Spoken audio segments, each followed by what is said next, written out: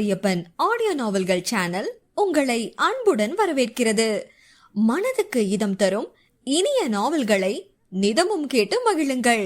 உங்கள் ரசனைக்கு விருந்தளிக்கும் நாவல்களை தொடர்ந்து கேட்க சேனலை சப்ஸ்கிரைப் பண்ணுங்க, லைக், ஷேர் அண்ட் கமெண்ட் பண்ணுங்க. இணைந்திருங்கள் நித்யா மாரியப்பன் ஆடியோ நாவல்கள் சேனலுடன்.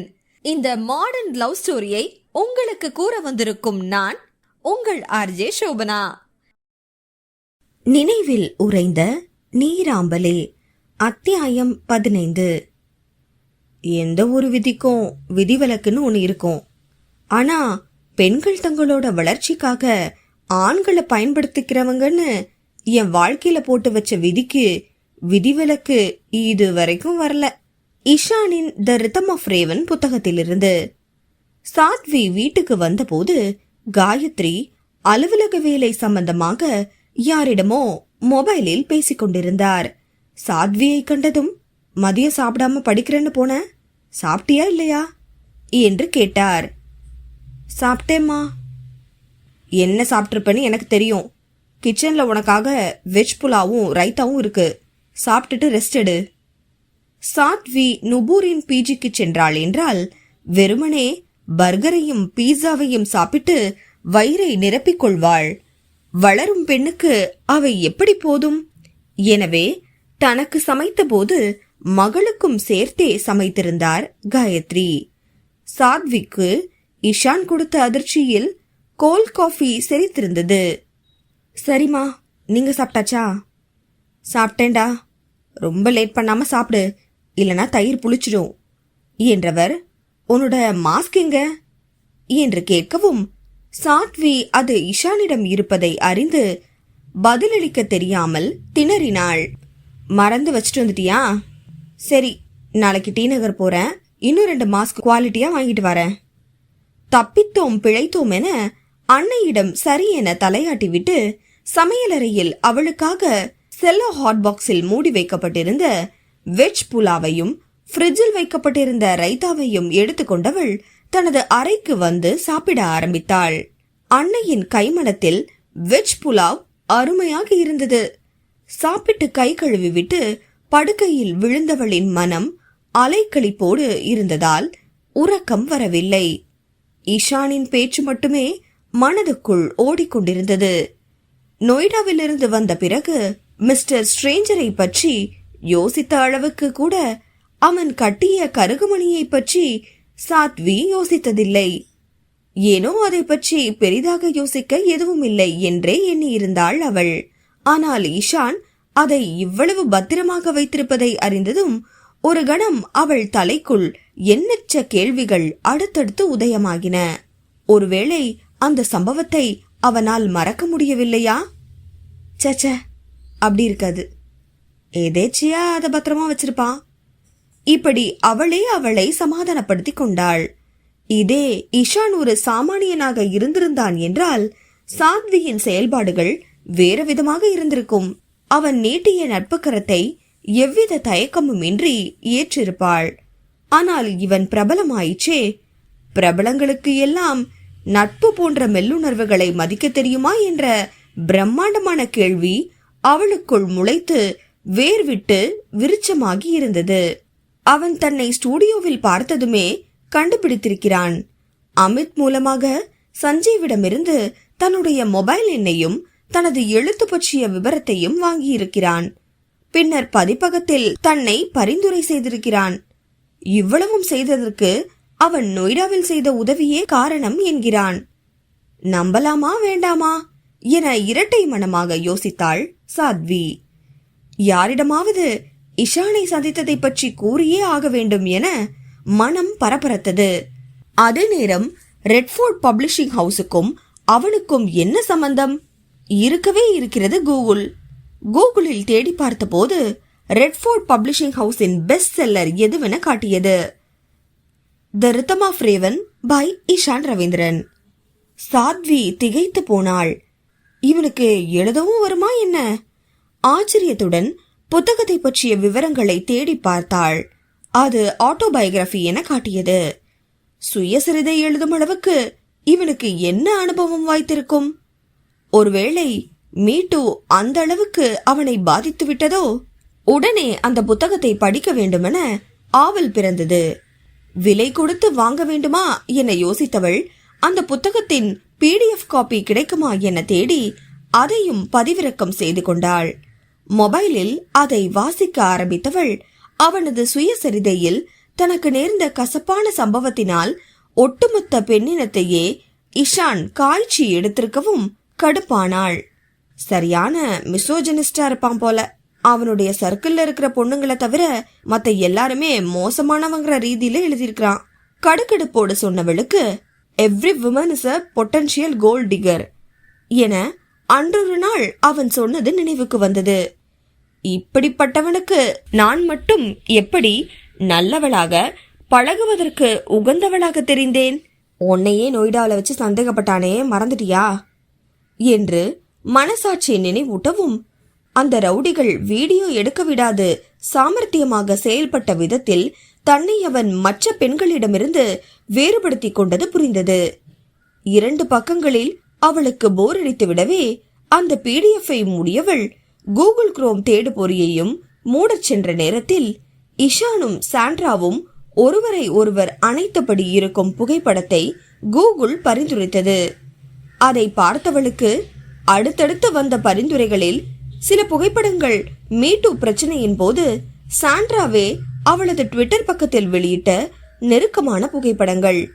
அடுத்து அவனுடனான நட்பை தனது திரைத்துறை வளர்ச்சிக்கு பயன்படுத்திக் கொள்வேன் என சாண்ட்ரா அவளது வழக்கறிஞரிடம் பேசிய வீடியோவின் தம்ப்நெயில்கள் வரிசையாக வந்தன. அனைத்தையும் சீர்தூக்கி பார்த்தால் ஈஷான் ஒன்றும் அவ்வளவு மோசமானவன் இல்லை என்று தோன்றியது. அதற்காக அவனது சுயசரிதையில் எழுதியவையெல்லாம் சரி என கூற இயலாது. இவ்வாறு இஷானை பற்றி கூகுளில் சாத்வி தோண்டி துருவி கொண்டிருந்த போது அவனும் மித்ரனும் இஷானின் வீட்டில் அவளை பற்றி பேசிக் கொண்டிருந்தனர். இந்த பொண்ணு சாண்ட்ரா மாதிரி இல்ல குரு, அதை என்னால ஸ்ட்ராங்கா சொல்ல முடியும். பிகாஸ் மாஸ்க் போட்டு யாரோ மாதிரி பழகினப்ப கூட என்கிட்ட ஃப்ரீயா பேசினவ நான் இஷான்னு தெரிஞ்சதும் என்கிட்ட டிஸ்டன்ஸ் மெயின்டைன் பண்ண ஆரம்பிச்சா. இப்ப கூட நான் தான் வலிய போய் அவகிட்ட பேசியிருக்கனே தவிர அவ இன்னும் என் ஃப்ரெண்ட்ஷிப்பை முழு மனசோட ஏத்துக்கல. கரங்களை குவித்து தாடையை தாங்கியபடி அமர்ந்திருந்த மித்ரன் அவன் கூறுவதை கேட்டுக்கொண்டிருந்தான். குரு என்ற பதத்திற்கு ஏற்ப அவனுக்கு நல்லது எது கெட்டது எதுவென போதிக்க வேண்டிய கடமை தனக்குள்ளது என மௌனம் கலைத்தவன் இஷானுக்கு அறிவுரை கூற ஆரம்பித்தான். திரையுலக தாரகையான சாண்ட்ராவே இஷானுடன் ஏதோ ஒரு நோக்கம் வைத்து பழகியிருக்கிறாள் என்றால் இந்த பெண்ணெல்லாம் எம்மாத்திரம்? கல்லூரி மாணவியான அவளுக்கும் ஏகப்பட்ட கனவுகள் இருக்கலாம். அந்த கனவுகளை அடைவதற்கு அவளும் இஷானை உபயோகித்துக் கொள்ள மாட்டாள் என என்ன நிச்சயம்? சூடுபட்ட பூனையாக நடந்து கொள்ள வேண்டிய ஈஷான் அவளை இவ்வளவு தீர்க்கமாக நம்புவதற்கு என்ன காரணம் இருக்க முடியும் என நேரடியாகவே கேட்டுவிட்டான். ஈஷான் எதுவும் பேசாமல் தனது பேண்ட் பாக்கெட்டில் வைத்திருந்த கருகமணி செயினை எடுத்து அவனிடம் கொடுத்தான். இதுக்கு என்ன அர்த்தம் ஈஷான்? நொய்டாவில் நடந்த அனைத்தையும் அவனிடம் ஒரு வரி விடாமல் கூறினான். இப்ப சொல்லுங்க குரு, அப்படிப்பட்ட மோட்டிவ் சாத்விக்கு இருந்துச்சுன்னா ஏன் நொய்டாலே அவ எனக்கு செக் வைக்கல? அவ அந்த மாதிரி பொண்ணு இல்ல குரு, அம்மாவுக்கு கட்டுப்பட்ட பொண்ணு, கொஞ்சம் கிரியேட்டிவிட்டி உள்ளவளும் கூட. ஒரே நைட்ல பிரபலம் ஆகணுங்கிற அல்ப எண்ணம் அவளுக்கு இல்ல. அவளால எப்பவுமே என் ப்ரொஃபஷனுக்கு பாதிப்பு வராது. நீ இவ்வளோ தூரம் சொல்றதுனால நான் நம்புறேன் ஈஷான். இருந்தாலும் உனக்கும் அந்த பொண்ணுக்குமான ஃப்ரெண்ட்ஷிப் மீடியாவோட கவனத்துக்கு போகாம பாத்துக்க. என்ன ஒண்ணு, இந்த கருகமணி மேட்டர் எனக்கு உறுத்தலா இருக்கு. எவ்வளோ ஈஸியா எடுத்துக்கிட்டீங்க நீங்க 2 பேரும். இது ஃபேமிலியில யாருக்கும் தெரிய வேணாம். ஓகே குரு. ஒரு விஷயம் சொல்ல மறந்துட்டேன். என்னடா, எங்கேயாச்சும் பிள்ளைக்குட்டியை மறைச்சு வச்சிருக்கியா குரு என இஷான் அதிர, சாத்வி உங்களோட பெரிய ஃபேன். உங்களை ஹீரோவா வச்சு வாட்பேட்ல நிறைய ஃபேன் ஃபிக்ஷன் எழுதியிருக்கா, பாருங்களேன் என்றவன் மித்ரனிடம் வாட்பேட் செயலியில் சாத்வி எழுதியிருந்த ஃபேன் ஃபிக்ஷன் கதைகளை ஆர்வத்தோடு காட்ட ஆரம்பித்தான். மித்ரனுக்கோ இந்த புதிய நட்பால் இஷானுக்கு எந்த இடைஞ்சலும் வந்துவிடக்கூடாதென்ற புதிய கவலை உதயமானது. நினைவில் உறைந்த நீராம்பலே. அத்தியாயம் 16. கண்கள் கூட பேசுமா? எங்கெல்லாம் உதடுகள் நாவுக்கு பூட்டு போடுகின்றதோ அங்கெல்லாம் கண்கள் தானே பேசியாக வேண்டும். அவளுடைய விழிகள் பேசினால் கூட பரவாயில்லை, வாளாய் மாறி அவனது நெஞ்சை குத்தி கிழிக்கின்றனவே. அவளிடம் பொய் கூறியது தவறுதான். அந்த தவறுக்கு பரிகாரமாக அவளது விழிகள் என்னும் வாளில் கோபம் என்னும் நஞ்சை தோய்த்து அவள் தாக்குகையில் வாங்கிக் கொண்டான் முகிலன். ஆல்பர்ட்ராஸ் அலைஸ், சாத்வியின் மேனுஸ்கிரிப்டில் இருந்து. இஷான் சாரோட இன்டர்வியூவை கவனமா கேட்டு டாக்குமெண்ட்ல டைப் பண்ணிட்ட ஸ்வப்னைல். இதுல இடையில மானே தேனே பொன்மானே போடுற வேலைய எடிட்டர் பார்த்துப்பீங்கல்ல. ஸ்வப்னிலோடு பேசிக்கொண்டிருந்தாள் சாத்வி. அவனும் அவள் கொடுத்த பென்டிரைவில் இருந்த டாக்குமெண்ட்டை முழுவதுமாக வாசித்துவிட்டு, டைப்பிங் எரர் இல்ல, பட் இலக்கண பிழை உன் நரேஷன்ல அதிகமா இருக்கு சாத்வி. கதை எழுதுறப்ப இதே மிஸ்டேக்க விடாத என்றான். அவனது பூர்வீகம் மகாராஷ்டிரா. ஆனால் தாத்தா காலத்திலேயே தமிழ்நாட்டுக்கு குடிபெயர்ந்ததால் அவனது குடும்பத்தினருக்கு மராத்தி எப்படியோ அப்படியே தமிழ் மொழியும் இரத்தத்தோடு கலந்திருந்தது. அதிலும் ஸ்வப்னிலுக்கு தமிழ் என்றால் அலாதி பிரியம். மேல்நிலையில் தமிழில் 200க்கு 190 மதிப்பெண்கள் எடுத்தவன். எனவேதான் தமிழ் ஆங்கிலம் என 2 மொழிகளில் தயாராகும் கல்லூரி மேகசினை தயாரிக்கும் குழுவின் எடிட்டராக அவனை தேர்ந்தெடுத்திருந்தனர் மாணவர் பேரவையினர். சாத்வி அவன் கூறியதை ஆமோதித்தாள். எடிட்டிங் முடிஞ்சதும் மேகசின் டிசைனிங் வேலைய பூனம் பார்த்துப்பா. உன்கிட்ட நான் சொன்ன விஷயத்த பத்தி யோசிச்சு பாத்தியா என்று கேட்டான் அவன். சாத்வியோ தயக்கத்துடன், நீ சொன்ன ஆஃபரை ஏத்துக்க ஆசையா இருக்கு ஸ்வப், ஆனா எங்க அம்மாவை நினைச்சா பயமா இருக்குடா. அவங்களுக்கு நான் நல்லா படிச்சு ஒயிட் காலர் ஜாப்க்கு போகணும்னு ஆசை. இந்த விஷயத்த சொன்னா கண்டிப்பா ஏத்துக்க மாட்டாங்க என்றாள். உன் டேலண்ட்டுக்கு தீனி போடுற வேலை இது. கொஞ்சம் கஷ்டப்பட்டோன்னா ஃபியூச்சர்ல நீ ஒயிட் காலர் ஜாப்ல சம்பாதிக்கிறத விட அதிகமா இன்கம் வரும். யோசிச்சு பாரு. காசை பத்தி நான் யோசிக்கல ஸ்வப். எங்க அம்மா தனி மனுஷியா என்னை வளர்க்கறதுக்கு ரொம்ப கஷ்டப்பட்டிருக்காங்க. அவங்கள சட்டுன்னு எதிர்த்து பேசவோ அவங்க கூட ஆர்கியூ பண்ணவோ எனக்கு விருப்பம் இல்லை. ஃபைனல் செமஸ்டருக்கு இன்னும் டைம் இருக்கு. அதுக்குள்ள என் ஆசையை அவங்க கிட்ட சொல்ல ட்ரை பண்றேன். அவங்க நோ சொல்லிட்டா என்னால உன் ஆஃபரை ஏத்துக்க முடியாது. உனக்கு ஃபால்ஸ் ஹோப் எதுவும் கொடுக்க கூடாதுன்னு நினைக்கிற ஸ்வப். நீனு, நானு, பூனம், வருண், நம்ம 4 பேருக்குள்ளேயும் ஒரு வேவ்லெங்த் இருக்கு. நம்ம டீமா சேர்ந்து ஒர்க் பண்ணா we will succeed சாத்வி. அதுக்கு நான் கேரண்டி. ஸ்வப்னில் உறுதி கொடுக்கும் போதே பூனம் வந்து சேர்ந்தாள். சாத்வியை பார்த்ததும் புன்னகைத்தாள்.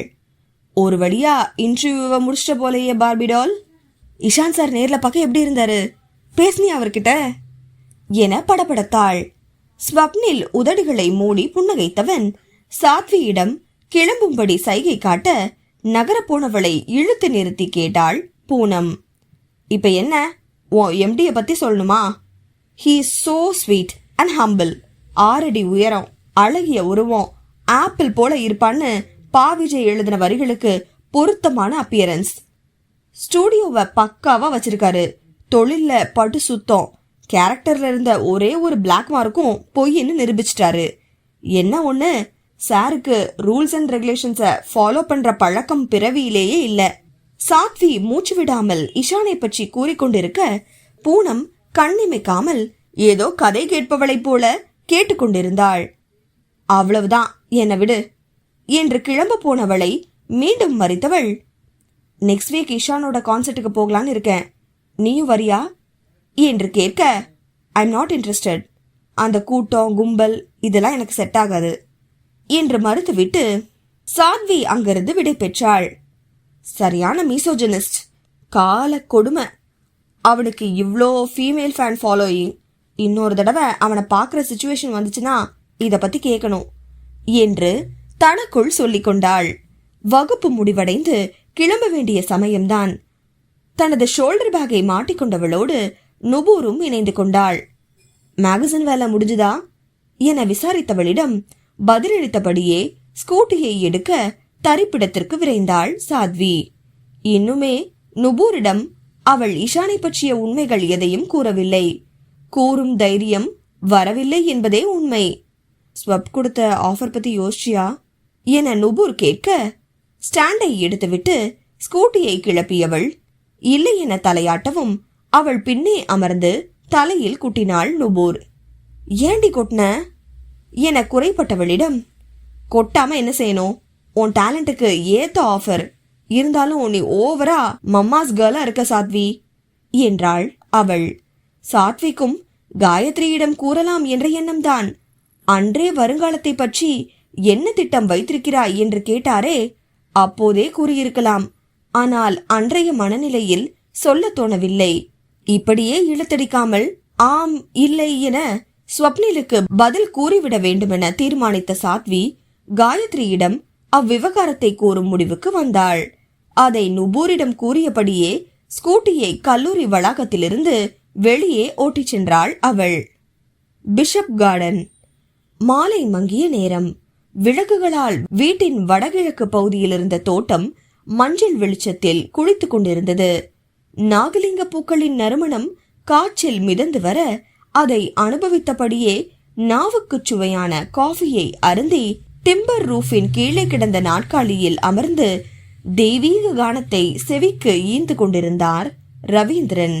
பூஜை அறையில் விளக்கேற்றி விட்டு தியாகராஜருடைய கீர்த்தனத்தை கண்மூடி பாடிக்கொண்டிருந்தார் ஜானகி. ஜானகிக்கு நல்ல சாரீரம். சிறு வயதிலேயே கர்நாடக சங்கீதத்தோடு வீணை இசைக்கவும் கற்றிருந்தார். இஷானுக்கு இசையில் பிடித்தம் வருவதற்கு அவரது சங்கீத ஞானமும் ஒரு காரணம் எனலாம். இசையில் ஜெயிக்கவில்லை என்றால் கைவசம் ஒரு பட்டப்படிப்பு இருக்க வேண்டும் என்பதற்காக அவன் பிஸ்காமில் இளங்கலையை முடித்தான். அவன் அதிகம் கவனம் செலுத்தியது என்னவோ சவுண்ட் இன்ஜினியரிங் படிப்பில்தான். வழக்கமாக நள்ளிரவில் வீட்டுக்கு வருபவன் அன்று சீக்கிரமே வந்து விட்டதால் அன்னையின் கானம் அவனது செவிகளையும் தீண்டிவிட்டது. மனமுருகி பாடிக்கொண்டிருந்தவரை தொந்தரவு செய்யாமல் தனது அறைக்கு வந்தவனுக்கு தொண்டை வறண்டது போல் இருந்தது. காரணம், அவனது தோழமை இசையமைப்பாளர் ஒருவனின் இசையில் பாடல் ஒன்றிற்கான ரெக்கார்டிங்க்கு சென்று திரும்பியிருந்தான். போக்குவரத்து நெரிசல் உண்டாக்கிய சலிப்பை குளிர்ந்த நீரில் குளித்து போக்கிக் கொண்டவன் மாற்றுடை தரித்து மீண்டும் கீழ்த்தளத்திற்கு வந்தபோது ஜானகியின் கானம் முடிவடைந்திருந்தது. வீட்டின் பூஜை அறையிலிருந்து ஊதுவத்தியின் நறுமணம் மட்டும் கமிழ்ந்து கொண்டிருந்தது. ஜானகி மகனை கண்டதும் முகம் மலர்ந்தார். என்னடா ஆச்சரியமா இருக்கு, சீக்கிரமே வீட்டுக்கு வந்திருக்க என்று கேட்டவரிடம் அருகே அமர்ந்தவன் அவரது தோளில் சலுகையாக சாய்ந்து கொண்டான். இன்னைக்கு ரசூலோட ஸ்டுடியோல ரெக்கார்டிங்மா, சீக்கிரமே முடிஞ்சிருச்சு, அதான் ஏர்லியரா வந்துட்டேன். த்ரோட் கொஞ்சம் பெயினா இருக்கு, உங்க கையால கோல்டன் மில்க் கிடைக்குமா? இப்பவே போட்டு எடுத்துட்டு வரேன்டா கண்ணா. பாடகர்களுக்கு குரல் எவ்வளவு முக்கியம் என ஜானகிக்கு தெரியும். இஷான் எப்போதெல்லாம் பாடல் பாடி களைப்பாக வருகிறானோ அப்போதெல்லாம் அவனது தொண்டைக்கு இதமாக அவர் தயாரிக்கும் பானத்திற்கு அவன் வைத்திருக்கும் பெயர்தான் கோல்டன் மில்க். பாலில் மஞ்சள், மிளகு, இஞ்சி, கிராம்பு கலந்து கொதிக்க வைத்து சிட்டிகை அளவு வெனிலா எசன்ஸ் கலந்து சுவைக்காக தேன் சேர்த்து அவர் தயாரிக்கும் பானம் என்றால் அவனுக்கு மிகவும் பிடிக்கும். ஜானகி ஒரு பெரிய கண்ணாடி டம்ளரில் பாலை கொண்டு வந்து கொடுக்கவும் ஒரே மூச்சில் அருந்தியவனுக்கு சற்று தெம்பாக இருந்தது. ரவீந்திரன் பரபரப்பாக வீட்டிற்குள் வந்தவர், ஜானு, நீ ஆசாசியா பாப்பியே ஒரு தேன் சிட்டு ஃபேமிலி, அவங்க இப்ப நம்ம வீட்டு செம்பருத்தி மரத்துல கூடு கட்டியிருக்காங்க என்றார் ஆர்வத்துடன். அதை கேட்டதும் இஷானுக்கு சிரிப்பு பீறிட்டது. தமிழ் திரைப்பட தயாரிப்பாளர் சங்கத்தின் தலைவர் மனைவியிடம் தேன் சிட்டு கூட்டை பற்றி பேசுவது எத்தனை சிறுபிள்ளைத்தனம்! மைந்தனின் எண்ண ஓட்டத்தை புரிந்து கொண்ட ரவீந்திரன், லைஃப் பார்ட்னர் கிட்ட மட்டும்தான் நம்மளோட குழந்தைத்தனம், சின்ன சின்ன ரசனைகளை வெளிப்படையா சொல்லி சந்தோஷப்பட முடியும் ஈஷான், உனக்கு இப்படிப்பட்ட மொமெண்ட் வர்றப்போ புரியும் என்றதோடு தேன் சிட்டு குடும்பத்தை காண ஜானகியை கையோடு அழைத்து சென்று விட்டார். இருவரும் தோட்டத்தின் பசும் புல்வெளியில் நின்று கொண்டு தேன் சிட்டுகளை தொந்தரவு செய்யாமல் அவற்றின் கூட்டை ரசித்த காட்சியை துளசி மாடம் அருகே நின்று பார்த்து கொண்டிருந்தான் இஷான். எண்ணம் யாவற்றையும் பகிர்ந்து கொள்ளும் மனையாள் கிடைப்பது இப்பேற்பட்ட பாக்கியம் என சிலாகித்துக் கொண்டான். அப்போது மொபைலில் நோட்டிபிகேஷன் வரவும் என்னவென எடுத்து பார்த்தவன் வாட்பேடில் சாத்வி கைக்கிளை காதல் கதையின் அடுத்த அத்தியாயத்தை பதிவேற்றி விட்டதை அறிந்ததும் ஆர்வமாக அதை வாசிக்க ஆரம்பித்தான். கற்பனையில் முழுகி எழுந்து உருகி உருகி காதலை புனைந்து அன்றைய அத்தியாயத்தை எழுதியிருந்தாள் சாத்வி. ஒரு மழைக்கால மாலையில் கதாநாயகனும் கதாநாயகியும் சந்தித்துக் கொண்டதை அழகியலோடு விவரித்திருந்தாள். புனைவு என்றாலே அதில் நம்பகத்தன்மை குறைவுதான். ஆனால் அழகியல் கொட்டி கிடக்கும் சாத்வியின் எழுத்தும் காதலை அழகியலோடு குழைத்து எழுதப்பட்டிருந்தது. வாசிப்பவரை வேறொரு மாயாஜால உலகத்திற்கு கொண்டு செல்லும் வல்லமை படைத்த கற்பனைக்கு சொந்தக்காரியை சிலாகித்த வண்ணம் நடந்து வீட்டிற்குள் சென்றான் இஷான்.